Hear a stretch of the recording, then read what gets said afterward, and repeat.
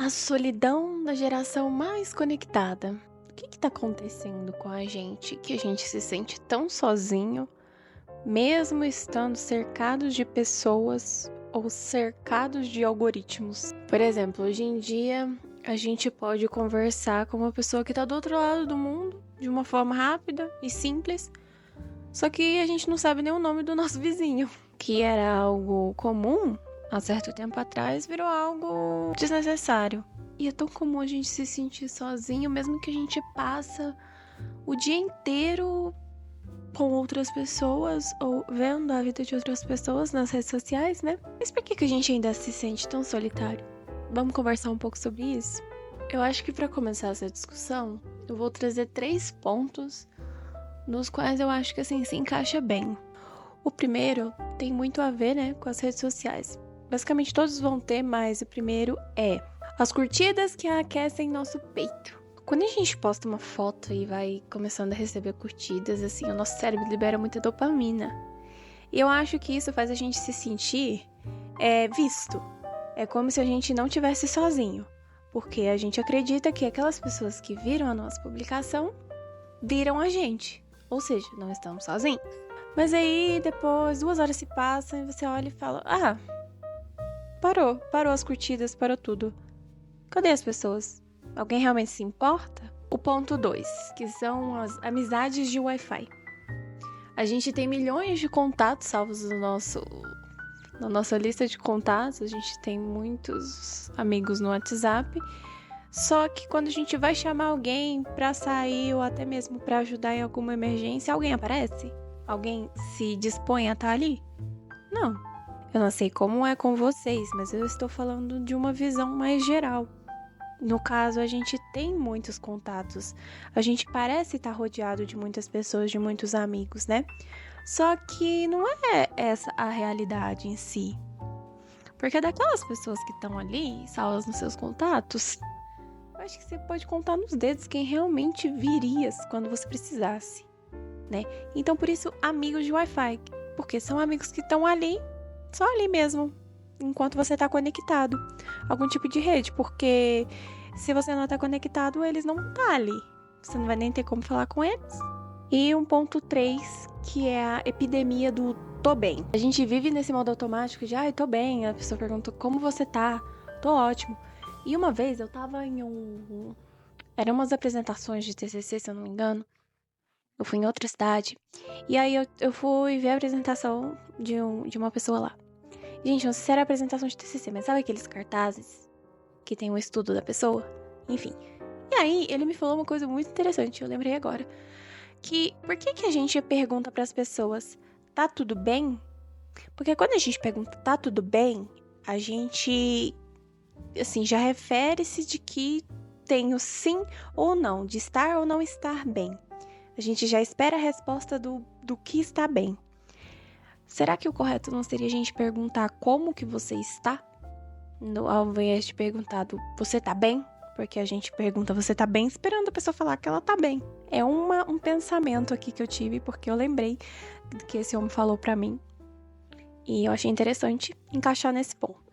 E assim, qual que foi a última vez que você perguntou pra alguém como ela realmente tava e ela te respondeu de verdade como ela estava? Bom, as redes sociais, elas vendem uma ideia de que a solidão é um fracasso. Aí a gente fica se escondendo como se fosse vergonhoso sentir o que todo mundo sente, que é a solidão. E a gente também parece que tá vivendo 10 vidas ao mesmo tempo, tá todo mundo sempre fazendo alguma coisa, só que a gente nunca tem tempo pra profundidade. Sabe? Relações profundas mesmo, momentos profundos na nossa vida, parece tudo tão raso. E outra coisa também, eu acho que hoje em dia a nossa forma de conhecer pessoas e fazer amizades mudou bastante, né? Porque assim, antes a gente conhecia as pessoas ali nos lugares mesmo.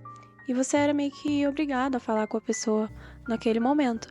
Hoje em dia, uma amizade, um flerte, inicia ali num seguir você no seu Instagram, curtir seus stories, estou curtindo os seus stories, então significa que quero ser a sua amiga.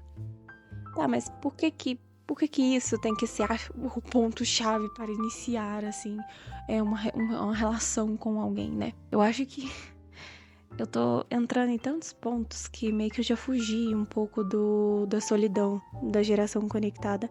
Mas eu acho que tudo isso reflete muito essa questão da solidão, mesmo que a gente tá sempre conectado com tantas pessoas. Se você acha que eu tô falando abobrinha ou que nada tem nada a ver com nada, pode deixar aqui nos comentários ou reflete sobre isso também. Mas enfim, acho que também existe uma diferença entre a solidão e o estar sozinho.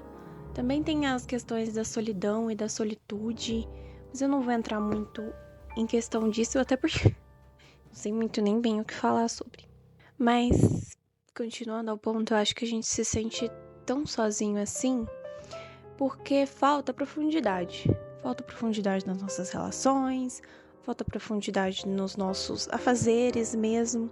Tudo fica muito raso, como eu já disse antes. Vocês lembram como que eram as relações antes das redes sociais? A gente marcava de sair, ou ficava horas conversando no telefone, no caso, em chamada mesmo, uma ligação.